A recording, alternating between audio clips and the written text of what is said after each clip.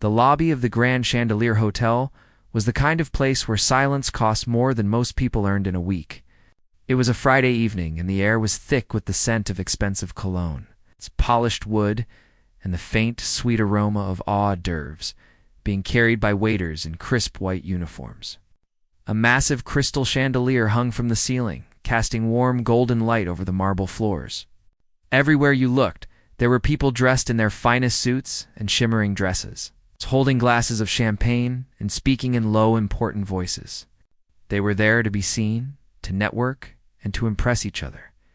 In the far corner of the lobby, standing like a dark, elegant sentinel, was a grand piano. It was a beautiful instrument, glossy black and perfectly tuned. But for the last hour, it had sat silent. The hotel usually hired a professional pianist to play soft, dinner jazz during the evenings, but tonight there was a scheduling gap. The bench was empty, and the piano looked lonely. It's like a forgotten piece of furniture rather than a vessel for music. The guests didn't seem to mind the quiet at first. They were too busy talking about stock markets, real estate, and their upcoming vacations. But as the minutes ticked by, the lack of background noise started to feel heavy. The clinking of glasses and the scraping of forks against plates seemed louder without music to soften them. A few people glanced at the empty piano bench, wondering why the entertainment hadn't started yet. That was when the young woman walked in. She entered through the revolving glass doors, pulling a heavy backpack over one shoulder. She looked completely out of place among the glitter and gold. She wore a faded, oversized gray hoodie that swallowed her frame, worn-out jeans with frayed hems, and a pair of scuffy sneakers that had seen better days. Her hair was tied back in a simple, messy ponytail, and she wasn't wearing any makeup. She looked like she had just finished a long day of classes or maybe a shift at a coffee shop. The security guard near the entrance looked at her, his eyes following her path across the room. He didn't stop her, but he watched closely. The guests near the door barely noticed her, looking through her as if she were part of the staff or just passing through. She didn't look at the expensive paintings on the walls or the chandeliers. Her eyes were fixed on one thing, the piano in the corner. She walked with a quiet confidence, weaving through the clusters of people without bumping into anyone. She didn't seem intimidated by the luxury around her. In fact, she looked like she was in a bubble, focused entirely on her destination. As she got closer to the piano, the noise of the crowd seemed to fade for her. She could see the reflection of the room and the shiny black lacquer of the piano. She reached the instrument and stopped. She stood there for a moment, just looking at it. She reached out a hand, her fingers hovering just above the keys, but she didn't touch them yet. It was a respectful gesture, like greeting an old friend. To anyone watching, it was a strange sight. A young girl, dressed like a student, caressing the air above a $50,000 instrument in a five-star hotel. A few feet away, a group of men in sharp suits stood laughing loudly. They were finishing their drinks and seemed to be the center of attention in their little circle. One of them, a tall man with a loud voice and a watch that glittered almost as much as the chandelier, turned around. He spotted the girl at the piano. He nudged his friend with his elbow and pointed. "Hey, looks like we've got entertainment," the man said, his voice carrying across the space. He had had a few drinks, and his volume was turned up a little too high. The girl froze. She hadn't touched a key yet. She turned her head slightly to look at them. Her expression was calm, almost blank. She didn't smile, but she didn't look scared either. "You play?" the man in the suit asked. It wasn't really a question. It was more of a challenge. He took a step closer, swaying slightly. "Go on then. Play us something simple." "We're dying of boredom here," his friends chuckled. One of them waved his hand dismissively. "Yeah, just give us a little background noise. Nothing too heavy, all right? Maybe Happy Birthday or something." The man in the suit laughed at his own joke. "Yeah, just keep it light. We're talking business here." He gestured vaguely to the group of men. "Just don't distract us too much." The girl looked back at the piano. She didn't say a word. She didn't argue with them, and she didn't tell them to leave her alone. She simply pulled out the bench and sat down. She adjusted the height, sliding the pedal mechanism with her foot. The leather of the bench creaked softly in the sudden silence that had fallen around her. The man in the suit turned back to his friends, satisfied that he had entertained himself for a moment. "See, service," he joked, raising his glass for a toast. They went back to their conversation, assuming the girl would play a few clumsy notes and then leave, or maybe play a quiet, simple tune that they could easily ignore. But the girl didn't play immediately. She took a deep breath. She flexed her fingers, stretching them out wide. She looked at the keys one more time, her eyes tracing the line of black and white. To her, this wasn't a joke. This wasn't background noise. This was the language she spoke better than any other. She knew that in 5 minutes these people wouldn't be talking anymore. She knew that the man with the loud voice and the shiny watch would forget all about his business deal. She placed her hands on the keys. Her touch was gentle, almost hesitant at first. The piano smelled like dust and wax. She pressed down a middle, see the sound was pure and clear, ringing out like a bell in the large hall. She played a simple triad chord, then another. It was a slow, melancholy melody. "See?" "Simple," the man in the suit muttered without looking back. He took a sip of his drink. "Perfect." The melody continued. It was pretty in a generic sort of way. It sounded like the kind of music you hear in a movie when someone is looking out a window at the rain. The guests went back to their conversations. The clinking of glasses returned. The waiters resumed their paths. The man in the suit laughed loudly at a story his friend was telling. The girl kept playing the simple tune. Her eyes were closed now. She wasn't reading music. She was just letting the feeling of the moment guide her hands. But as she played, something started to change. The rhythm began to shift, just slightly. The space between the notes got shorter. The left hand, which had been playing single notes to support the melody, began to move a little faster. She was still playing the same simple tune the man had asked for, but she was weaving something else into it. It was like watching a storm gather on the horizon. You didn't see the wind at first. You just saw the trees start to sway. The volume began to creep up. Not all at once, but steadily. A few people at the tables nearest to the piano stopped talking. They noticed the change. The music wasn't boring anymore. It had a pulse. It had a heartbeat. The girl's posture changed too. She sat up straighter, her shoulders rolling back. The hesitation was gone from her hands. She began to repeat the main phrase of the melody. But each time she played it, she added a little more decoration. A trill here. A run up the scale there. It was still recognizable as the simple tune, but it was growing. It was getting more complex, more intense. The sound filled the corner of the room. It began to push against the noise of the crowd. The man in the suit was still talking, but he was having to speak a little louder to be heard over the music. "And then he says to me," shouted, trailing off as the piano hit a deep, resonant bass note that vibrated through the floor. He turned around, annoyed. "Hey, easy on the volume," he called out. The girl didn't even blink. She didn't look up.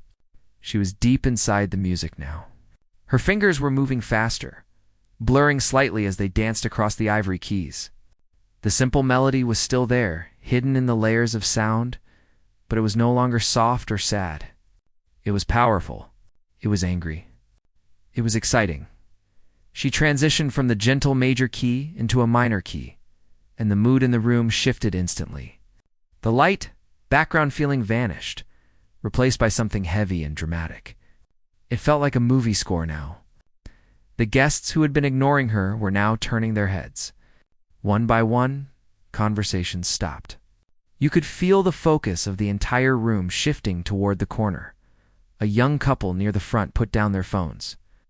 A waiter paused, holding a tray of drinks, his eyes fixed on the girl's hands. The man in the suit turned all the way around now, his face twisted in confusion. He watched her fingers flying across the keys. He realized this wasn't chopsticks. This wasn't a nursery rhyme. This was a skill level he hadn't expected. The girl's left hand was pounding out a rhythm now, steady, driving beat that made you want to tap your foot. Her right hand was playing intricate melodies that wove together in a way that seemed impossible. She was improvising, taking the simple request and tearing it apart, rebuilding it into something grand and wild. She leaned forward, her hair falling over her face. She didn't brush it away. She was lost in the sound. The music swelled, rising up like a tidal wave. It wasn't just loud. It was expressive. It told a story of struggle, of power, of breaking free. The notes cascaded down the keyboard like a waterfall, shimmering and fast. The room was mesmerizingly quiet now, except for the piano. No one was speaking. No one was drinking. Everyone was watching her. The arrogance of the hotel lobby had dissolved, replaced by a shared sense of awe. The girl in the oversized hoodie wasn't an outsider anymore. She owned the room. She was the queen of that stage, and everyone else was just her audience. She hit a series of chords, hard and fast, that echoed off the high ceilings. It was the musical equivalent of a shout. Then suddenly, she pulled back. The volume dropped instantly. The complexity vanished, leaving just a single, high, ringing note that hung in the air like a question mark. She held it. The silence stretched out, heavy and electric. Then, she lifted her hands off the keys, ending part one with the entire room holding its breath, waiting for what would happen next. The man in the suit was staring, his mouth slightly open, his glass forgotten in his hand. He had asked for a simple tune, but he had woken up a giant. The high, single note hung in the air like a suspended crystal, refusing to fade. It was a pure, piercing sound that seemed to vibrate right through the marble floor and into the soles of the guests' shoes. For a long moment, nobody moved. The man in the sharp suit was still holding his glass halfway to his mouth, his expression frozen in a mix of annoyance and confusion. He had expected the girl to play a little longer, maybe finish the nursery rhyme he had jokingly requested, and then quietly leave. Instead, she had left them hanging on the edge of a musical cliff. The girl didn't look up. She didn't check to see if people were watching. Her head remained bowed, her eyes closed, her breathing slow and rhythmic. Then her left hand moved. It dropped deep into the lower register of the piano, striking a bass note that was so low and heavy it felt like a heartbeat. It was a stark contrast to the high note that had just died away. She began to play again. At first it sounded like she was going back to the simple melody. The notes were the same, but the feeling was completely different. This time, the music wasn't polite or soft. It was hesitant, like a person searching for words in a language they haven't spoken in years. She played the melody slowly, dragging the tempo down. The happy sound was gone. She flattened a key here, sharpened another there, twisting the simple tune into something that sounded blue, lonely, and achingly beautiful. The man in the suit let out a loud sigh, finally breaking his trance. He turned back to his friends, eager to regain control of the moment. "Okay, very dramatic," he whispered loudly, rolling his eyes. "Let's get another round over here," waved his hand at a passing waiter, trying to signal that the music was nothing more than a temporary distraction. But the waiter didn't see him. The waiter was standing near a pillar, his tray held loosely against his side, his eyes fixed on the piano. The man in the suit frowned and looked around the room. He realized that the disruption he had tried to ignore was actually spreading. The soft hum of conversation that usually filled the lobby was dying out. It wasn't stopping all at once. It was fading away like mist evaporating in the morning sun.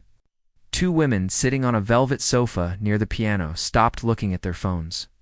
A businessman who had been typing furiously on his laptop looked up, his fingers pausing over the keyboard. Even the security guard near the door had stopped watching the crowd and was now looking toward the corner. The girl's hands began to move faster. The simple melody was still there, but it was changing shape. She was adding chords underneath it. Complex harmonies that clashed and then resolved in ways that made the listener hold their breath. It sounded like the piano was having a conversation with itself. The right hand played a questioning phrase, and the left hand answered with a deep, rumbling response. She started to use the pedals. The sound became more sustained, more fluid. The notes weren't just separate dots of sound anymore. They were blending together into a river of music. The volume began to rise, slowly but surely. It was no longer background music. It was impossible to ignore. The man in the suit was now struggling to hear his friend speak. "So I told him, no way we are accepting those terms," his friend was saying, but the words were being swallowed by the music. The piano was getting louder. The girl's body was swaying slightly, a small, subtle movement that betrayed how much energy she was putting into the instrument. She wasn't just pressing keys. She was attacking them and then caressing them, pulling every ounce of emotion out of the strings. Suddenly, the music shifted again. The bluesy, slow tempo began to break apart. She introduced a rhythm, a syncopated, offbeat pulse that gave the song a sense of urgency. It was a jazz rhythm, complex and driving. The man in the suit found his foot tapping involuntarily against the leg of the table. He instantly stopped it, annoyed that the music was messing with his composure. He looked back at the girl. She looked different now. The oversized hoodie didn't look sloppy anymore. It looked like the uniform of an artist who didn't care about clothes because her mind was somewhere else. Her face was serious, almost fierce. Her eyes were still closed, but her eyebrows were furrowed in concentration. She started to improvise. The simple tune she had started with was barely recognizable now. It was buried under layers of new melodies, cascading runs of notes that tumbled down the keyboard like waterfalls. Her right hand was a blur, moving with a speed that seemed impossible for someone who looked so relaxed a moment ago. The sound was filling the entire lobby. It bounced off the high ceilings and the marble walls. Surrounding the guests, a young couple who had been walking toward the elevator stopped. They stood in the middle of the floor, listening. The man put his arm around the woman's shoulder. They weren't the only ones who had stopped moving. The lobby, usually a transit zone for busy people, had turned into a concert hall. The man in the suit realized he had lost the room. His story about the business deal was dead. No one was listening to him. They were all listening to her.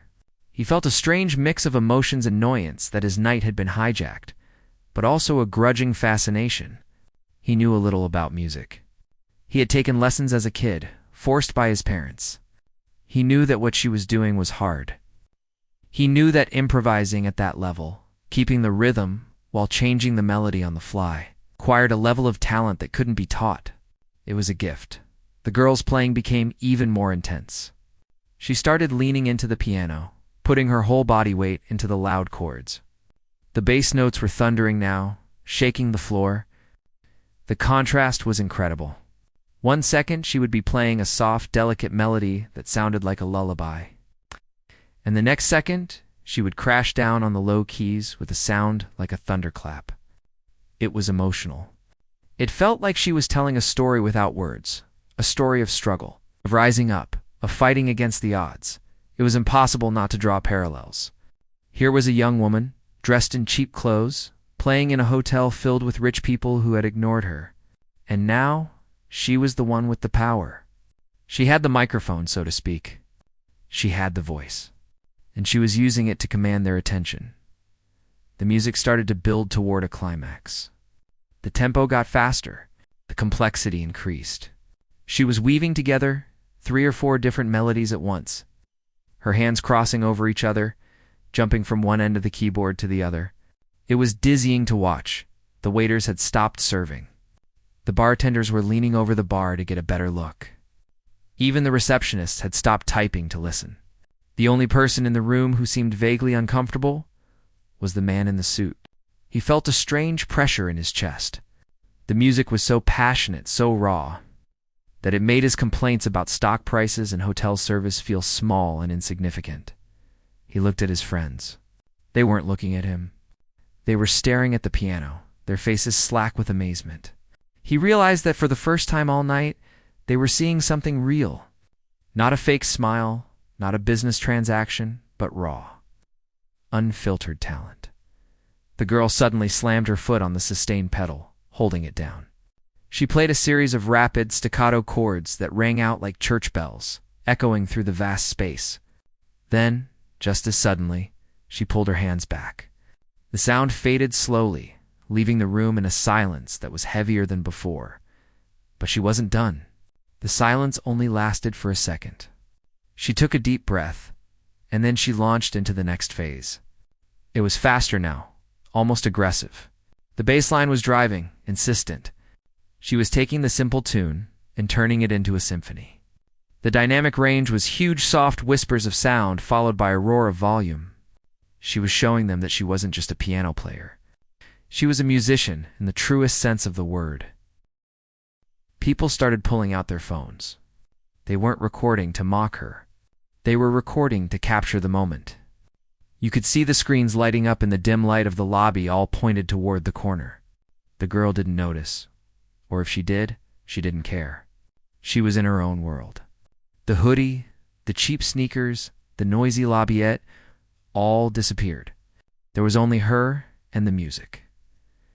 The man in the suit watched her hands. They were small, but they looked strong. He noticed the calluses on her fingertips, signs of hours and hours of practice. He realized that, while he had been out at dinners, parties, and meetings, she had been sitting alone in a room practicing scales and chords until her fingers bled. He was seeing the result of years of discipline and dedication. Compressed into a few minutes of brilliance, the music began to soften again, the tempo slowing down. She was guiding them back to the melody, but it was transformed now. It wasn't the simple tune he had asked for. It was a version of that tune that had lived a life, traveled through the mud, and come out shining. It was beautiful. She ended the phrase with a gentle, rolling chord that floated in the air. She lifted her hands, but she didn't stand up. She sat there, her shoulders rising and falling with her breathing. The lobby was completely silent now. Not a glass clinked. Not a whisper was heard. Everyone was waiting. The man in the suit realized he was leaning forward in his chair, his elbows on his knees. He sat back quickly, trying to regain his casual posture. But the spell wasn't broken. She wasn't just playing for them anymore. She was playing for herself, and they were just lucky enough to be there to hear it. The background noise request had been ignored, obliterated by the sheer force of her talent. She had taken their low expectations and smashed them, placing them with something that no one in that room would ever forget. The girl opened her eyes slowly. For a moment, she looked surprised at where she was, as if waking up from a dream. Then, a small smile touched the corner of her lips. She placed her hands back on the keys, ready to take them even deeper into her world. The atmosphere in the hotel had changed completely. The snobbish, stiff energy was gone. It had been replaced by a collective anticipation. They were no longer judges judging a performer. They were fans waiting for the next note, the moment the last echo of the soft chord died away. The girl didn't pause to catch her breath or wait for applause. She didn't care about being polite anymore. Her hands came down on the keys like a sudden storm hitting a tin roof. The sound was sharp and loud, a jagged chord that shattered the quiet of the lobby and made a few people jump visibly in their seats. She was done being gentle. The tempo accelerated instantly. What had been a flowing, melancholic river just seconds ago turned into a rushing, chaotic rapids. Her fingers were flying now, hammering the keys with a rhythmic aggression that was startling to watch. The simple tune was still buried in there, hidden deep within the layers of sound, but it was twisted and turned, driving forward with a relentless beat that made it feel like a completely different song. The man in the suit spilled a drop of his drink as his hand jerked in surprise. He looked at the piano, his eyes wide. The shy, reserved girl he had seen moments ago was gone. In her place was a whirlwind of energy. She was leaning over the keyboard, her body rocking violently back and forth with the beat. The hood of her sweater fell back, exposing her face fully to the light. Her eyes were shut tight, her teeth clenched in concentration. She wasn't just playing the piano. She was fighting it, wrestling a massive, beautiful sound out of the instrument. A strange thing started to happen in the room.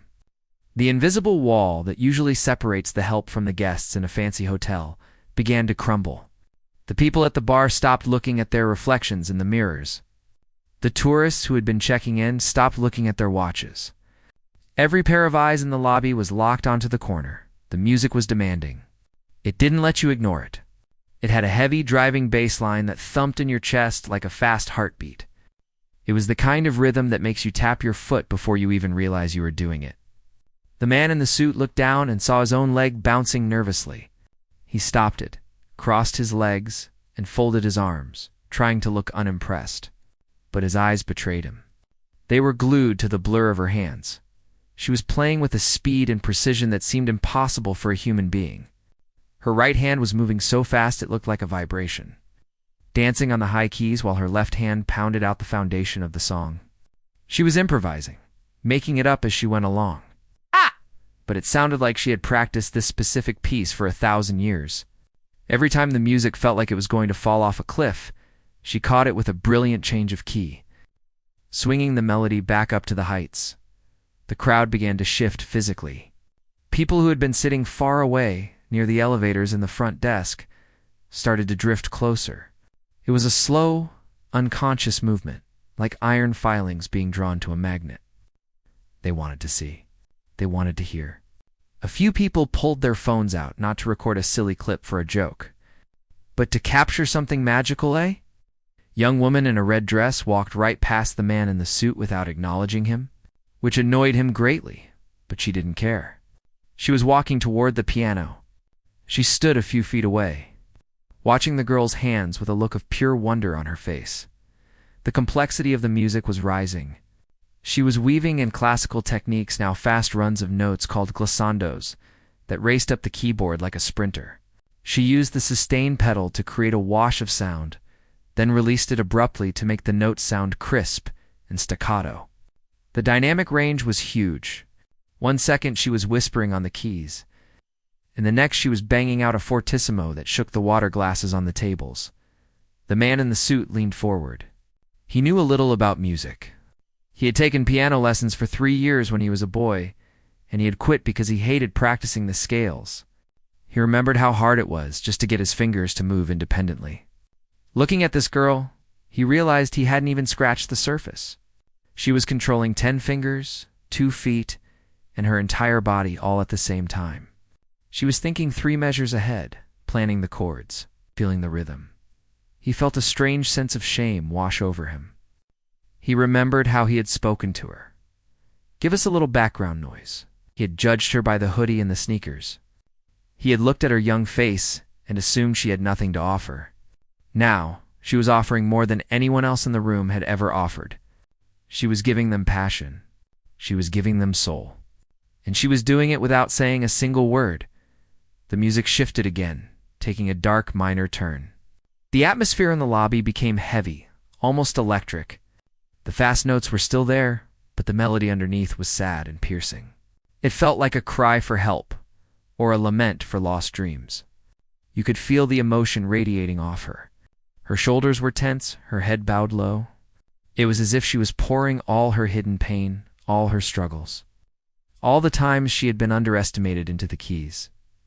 The crowd was silent. But it wasn't the polite silence of a library. It was the tense, excited silence of a thriller movie at the climax. No one dared to cough or whisper. They were afraid to miss a single note. The air in the room felt charged, like the static electricity before a lightning strike. Suddenly, she lifted her hands high in the air and brought them down simultaneously on 2 low bass notes. Boom! The sound resonated through the floorboards. She held the chord, letting it vibrate, shaking the very foundation of the hotel. Then, she exploded into a flurry of notes that was faster than anything she had played yet. It was a cascade of sound. A waterfall of music that seemed to have no end. Her hands were crossing over each other, left hand playing the high notes while the right hand plunged into the bass. It was a visual spectacle as much as an auditory one. Her hair was bouncing with the effort, her face flushed with exertion. Sweat was glistening on her forehead. The man in the suit found himself standing up. He didn't remember making the decision to stand, but his legs just moved. He needed to see better. He took a few steps closer, abandoning his friends and his drink. He stood near the back of the growing crowd, watching like a schoolboy at a recital. He looked around the room. He saw security guards leaning against pillars, their arms crossed, smiling. He saw waiters standing still, trays resting on their shoulders, completely forgetting their duties. He saw rich and powerful people with their mouths open, staring at a girl in a hoodie. In that moment, the money, the status, the expensive suits, none of it mattered. The only thing that mattered was the music. She had leveled the playing field. She had taken a room full of people who thought they were better than everyone else, and forced them to bow to her talent. She began to build toward a peak. The volume increased, note by note. The rhythm became frantic. She was playing with a fury that was almost frightening. It felt like she was running out of time, like she had to say everything she needed to say before the world ended. The tension in the room was unbearable. People were gripping their chairs, holding their breath. Then suddenly she stopped. It wasn't a gradual fade out. It was a complete sudden halt. Her hands froze on the keys. Her feet came off the pedals. The sound cut off instantly, leaving a vacuum of silence that was louder than the noise had been. The silence stretched out for 5 seconds. 10 seconds. No one moved. No one breathed. It felt like the whole world had stopped to listen to the echo that wasn't there anymore. The girl sat with her head down, her chest heaving. You could see her shoulders moving up and down as she gasped for air. She looked exhausted. Like a runner who had just finished a marathon, the man in the suit felt his heart hammering in his chest. He realized he had been holding his breath. He let it out slowly, his legs feeling weak. He looked at the people around him. They looked dazed, like they had just woken up from a vivid dream. This wasn't just a performance anymore. It was an event. It was a shared experience that none of them would ever forget. The girl had taken their request for a simple tune and used it to shatter their expectations. She had dragged them out of their comfortable, boring evening and forced them to feel something, and she wasn't done yet. Slowly, the girl lifted her head. She opened her eyes. She looked out at the crowd for the first time, really seeing them. Her gaze swept over the room, passing over the phones, the waiters, the security guards, and finally landing on the man in the suit. Her eyes weren't angry. They were calm, clear, fierce. She didn't smile. She just turned back to the piano, cracked her knuckles once, and placed her hands on the keys again. The crowd leaned in as one. A low murmur of anticipation rippled through the lobby. They knew that the calm before the storm was over. They knew the second half was about to begin. The man in the suit swallowed hard. He tightened his tie, feeling a strange mix of fear and excitement. He realized, with a start, that he didn't want her to stop. He didn't want to go back to his boring conversation about stocks. He wanted to stay right here, in this moment, listening to this girl play until the sun came up. She pressed down a key, playing a soft, single note that pierced the silence like a needle. Then another, and another. She was starting again, but this time the melody felt different. It felt like a promise that the best was yet to come. The shift was complete. The stage was hers. The audience was captive, and the music was about to take them to heights they'd never expected. The single note she played, after the silence, didn't just hang in the air. It acted like a starting gun for a race that none of them knew they were running. Before the sound could even fade, her hands plummeted into the lower depths of the piano. The bass notes she struck were not just sounds. They were physical blows. The entire body of the grand piano shuddered, and you could feel the vibration travel through the floor, up the legs of the chairs, and straight into the bones of everyone sitting there. The tempo that followed was frantic, dizzying, and absolutely alive. The girl wasn't playing a song anymore. She was conducting a storm. The melody from the beginning, the simple tune the man had asked for, was still there, but it was like a thread of gold woven into a tapestry of steel. It was hidden inside complex, rapid-fire runs that shot up the keyboard like sparks flying from a fire. Her right hand was a blur of motion, moving so fast that the individual keys seemed to vanish, merging into one long, flowing stream of sound. The physical change in her was startling. She was no longer the shy, hunched figure in the hoodie. She was powering the instrument with her whole body. She would lean forward, almost over the keys, driving the weight of her shoulders into the music to get that heavy, resonant sound, and then snap back upright when the melody leaped up to the high notes. Her feet worked the pedals like a machine, pumping, sustaining, and cutting the sound off with precision timing. She was sweating now. A few strands of hair stuck to her forehead, and her face glistened under the warm lights. The crowd, which had been slowly drifting closer, was now a solid wall of people around the piano. The polite distance that guests usually keep in a hotel lobby had vanished. People were standing 3 deep behind the velvet rope, craning their necks to see. A woman in a designer dress had actually taken off her high heels, and was standing on tiptoes to get a better view over the shoulder of a tall man. Everywhere you looked, it looked like a sea of glowworms in the twilight. Hundreds of smartphones were recording, their screens lighting up the dark corners of the lobby. But no one was talking to the cameras. No one was posing. They were just holding the phones up, desperate to capture this moment of magic that had erupted out of a boring Friday night. The man in the suit was standing right at the front of the barrier now. He had abandoned his drink on a high table somewhere behind him. His arms were crossed, but his knuckles were white where he gripped his own biceps. He was watching her hands with a mixture of horror and awe. He knew enough about music to know that what she was doing was incredibly difficult. She was improvising, making it up on the spot. This meant her brain had to think about the rhythm, the harmony, the melody, and the volume, all at the exact same time. One wrong move, one hesitation, and the whole spell would break. But she didn't hesitate, not even for a millisecond. She played a series of chords that were so dissonant and harsh that they made people wince. Then she instantly resolved them into a sweet, lush harmony that felt like a warm embrace. It was an emotional roller coaster. She was toying with their feelings, taking them from tension to relief, from darkness to light. Over and over again, the complexity was stunning. She was playing with the simple tune like it was a ball of clay, molding it, stretching it, and twisting it into new shapes.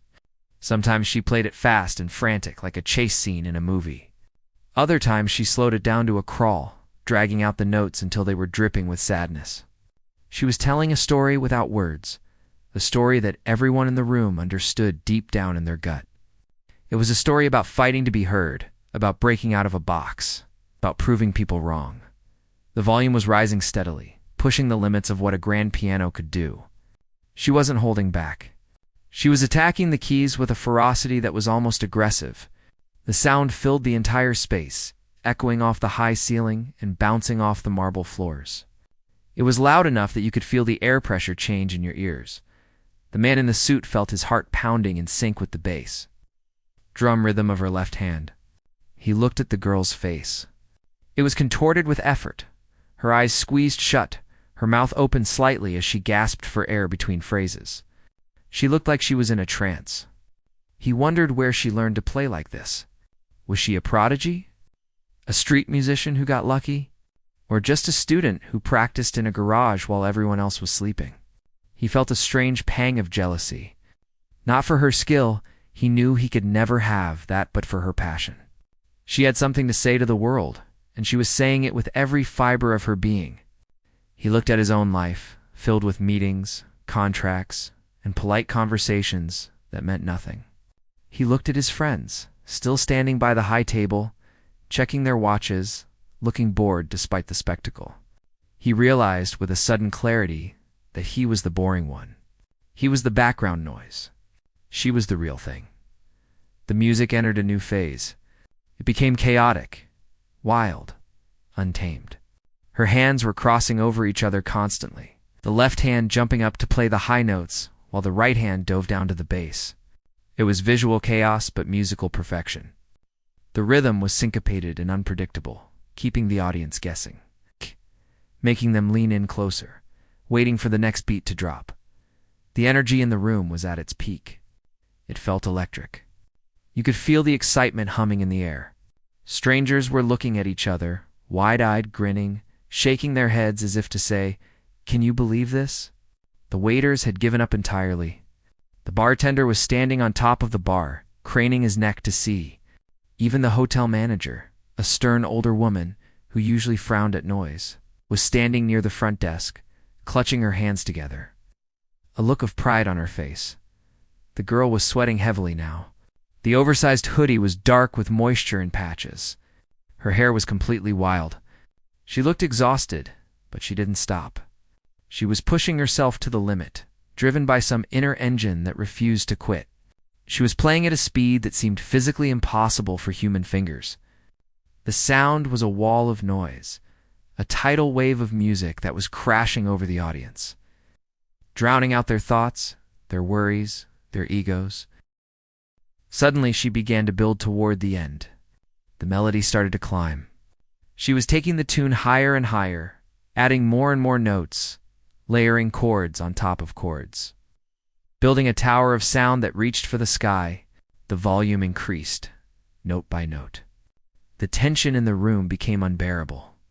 It felt like the top of a roller coaster, that moment just before you drop. She was standing up now, half off the bench, leaning over the keys with her entire body weight. She was using her forearms to play groups of notes, crashing down on the keyboard with a sound like thunder. The bass notes were booming, shaking the pictures on the walls. The high notes were screaming, sharp and clear. The man in the suit found himself holding his breath. His eyes were watering, though he didn't know why. Maybe it was the sheer beauty of it, or maybe it was the raw power. He felt small. He felt insignificant. And for the first time in a long time, he felt completely alive. She reached the peak of the climb. Her hands were at the highest point of the keyboard, playing a flurry of notes that sparkled like diamonds. Then she paused, just for a split second. The whole room leaned forward. She brought her hands down. She didn't just play a chord. She slammed her hands down on the keys, hitting almost every note from the middle of the piano to the bottom at the exact same time. It was a massive, discordant, earth-shattering crash of sound. It was the musical equivalent of an explosion. It rang out, loud and violent, echoing through the lobby, shaking the floor, vibrating through the furniture. She held it. She kept her hands pressed down on the keys, letting the sound scream and roar, letting the discordant notes clash against each other in a beautiful, terrible chaos. She threw her head back, her face turned to the ceiling, her eyes closed. The sound began to fade. It didn't fade quickly. It was a long, slow, dying rumble, like a thunderstorm moving away into the distance. The vibration in the floor stopped. The echo bounced off the walls one last time. And then there was silence. But it wasn't the same silence as before. It wasn't the silence of an empty hotel lobby. It was a heavy, thick silence that was packed full of energy. It was the silence you hear after a firework goes off, when you are still seeing the colors in the sky. No one moved. No one breathed. The air felt charged, static, like it might explode again. The girl slowly lowered her hands from the keyboard. They were trembling slightly. She collapsed back onto the bench, her chest heaving, her body sagging. She was drained. She had given everything she had. She sat there, head down, sweat dripping from her nose onto the keys, waiting for the world to come back into focus. The man in the suit let out a breath. Felt like he'd been holding for a lifetime. He looked around. The people closest to the piano had tears on their faces. Others were just standing with their mouths open, their phones still recording. Even though the music had stopped, the man realized that he was shaking. His hands were trembling as he uncrossed his arms. He looked at the girl in the hoodie, the girl he had mocked, the girl he had tried to silence. He realized that he had just witnessed something that money couldn't buy. He had just seen a master at work, and he knew with absolute certainty that he would never tell anyone to play a simple tune ever again. The silence that followed the final crashing chord was the heaviest thing the room had ever felt. It wasn't an empty silence. It was a silence full of pressure, like the air right before a thunderstorm breaks. The people in the lobby stood frozen, their chests still tight from the tension of the music. No one breathed. No one moved. The grand piano sat in the corner, its strings vibrating silently, echoing the ghost of the sound that had just shaken the walls. Then a single sound broke the spell. It wasn't a shout. It wasn't a whistle. It was the sound of two hands slapping together, hard and fast. A waiter standing near the pillar. The one who had been watching with the tray on his shoulder started clapping. He didn't clap politely. He clapped with a fury, a rhythm of appreciation that seemed to say, "Did you see that? Did you actually see that?" That sound acted like a match thrown into a room full of gas. Almost instantly, the rest of the crowd exploded. The silence didn't just fade. It was shattered by a roar of noise that was louder than the music had been. It started as a chaotic mix of cheers, whistles, and stomping feet, and then settled into a thunderous, rhythmic applause. It was deafening. The chandeliers overhead seemed to rattle with the sound of it. It wasn't the polite clinking clap of a charity dinner. This was raw, unrestrained emotion. People were shouting bravo, an encore. A man near the front was wiping tears from his eyes with a silk handkerchief, clapping so hard his hands must have stung. Two strangers, a woman in a fur coat and a teenager in a hoodie, high-fived each other, grinning like they had just won the lottery together. The girl on the bench sat motionless for a moment, her head stilled down. Her shoulders were heaving as she gasped for air, her body slick with sweat. It looked like she was waking up from a deep sleep. Slowly, she lifted her head and blinked her eyes open. She looked around the room, her expression dazed, as if she was surprised to find herself in a hotel lobby surrounded by hundreds of people. When she saw the crowd, saw the wall of smiling faces and the sea of raised phones recording her, she shrank back slightly. The fierce warrior-like expression she had while playing vanished, replaced instantly by the look of a shy, embarrassed teenager. A blush crept up her neck and into her cheeks. The man in the suit was standing right at the front of the barrier. He was clapping too. In fact, he was clapping harder than anyone else. His palms were stinging, but he didn't care. He was looking at the girl with a mixture of total shock and profound respect. He felt a lump in his throat that he couldn't explain. He thought about the cruel comment he had made earlier, asking for a simple tune. He felt a wave of wash over him, a deep burning shame. He had judged this girl by her clothes, by her quiet demeanor, and he had been completely wrong. He had tried to dim her light, and instead she had blinded him with it. He wanted to say something. He wanted to reach through the velvet rope and tell her that she was incredible, that she had changed his night, maybe even changed him. He opened his mouth, but the words died in his throat. What could he possibly say that would matter? Nothing he could say would be as powerful as what she had just played. The applause continued for a long time. Usually, when street performers or hotel musicians finish, people clap for 10 seconds and then go back to their conversations. But no one was moving. No one was turning away. The applause went on, growing louder as people realized she wasn't standing up to take a bow. Finally, the girl awkwardly wiped her sweating hands on her jeans. She didn't stand up and bow like a famous concert pianist. She didn't wave to the crowd. She just wanted it to stop. She looked uncomfortable with the attention, almost pained by it. She reached out and gently lowered the lid over the piano keys, closing the instrument with a soft thump that signaled the end of the show. The sound of the lid closing acted like a switch. The cheering slowly died down, turning into a murmuring buzz of excitement and chatter. The girl stood up. Her legs looked a little shaky, like a newborn deer finding its balance. She reached down to the floor and picked up her heavy, worn-out backpack. She swung it over one shoulder, the weight of it pulling her posture back into the slouch she had when she walked in. The magic seemed to drain out of the air as she shouldered the bag. She was no longer a queen of the stage. She was just a young girl in an oversized hoodie again. She turned to walk away. The crowd, sensing she was leaving, parted to let her through. It was an unconscious act of respect. People stepped aside, clearing a path for her through the center of the lobby. No one tried to stop her to ask for her name. No one asked for an autograph. They just watched her go, their eyes full of admiration.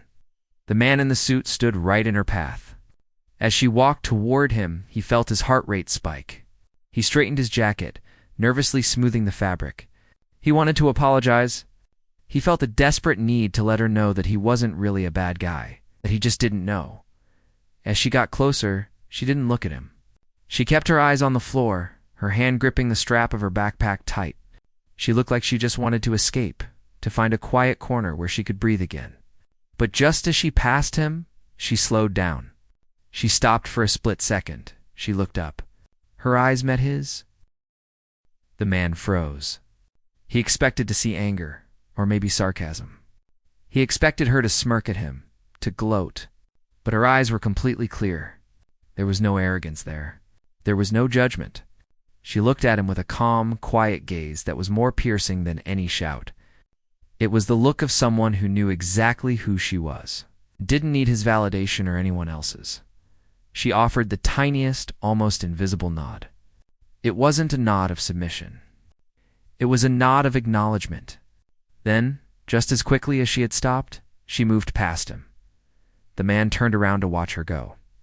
He saw her walk through the lobby, past the amazed waiters, past the security guards who were now grinning at her back. She pushed through the heavy glass revolving doors of the hotel entrance and stepped out into the night. She disappeared into the darkness of the street, leaving the warm, golden glow of the lobby behind. As soon as the doors clicked shut, the atmosphere in the room changed.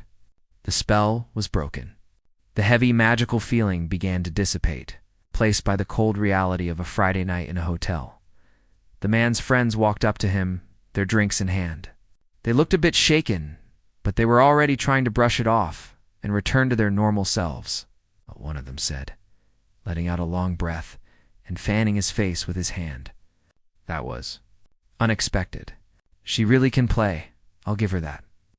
Yeah, crazy, another one chimed in, checking his watch. Anyway, where were we? You were telling us about the merger? The man in the suit looked at his friends.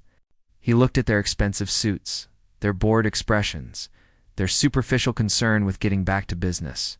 10 minutes ago, he was one of them. He felt like he was on top of the world, the king of the castle. Now, looking at them, everything seemed gray. The conversation they were trying to restart seemed incredibly small. It felt like dust. No, the man said quietly. His voice sounded strange to his own ears, hoarse and tired. His friends looked at him, confused. No, what do you mean, no? We need to finalize this tonight. The man shook his head slowly.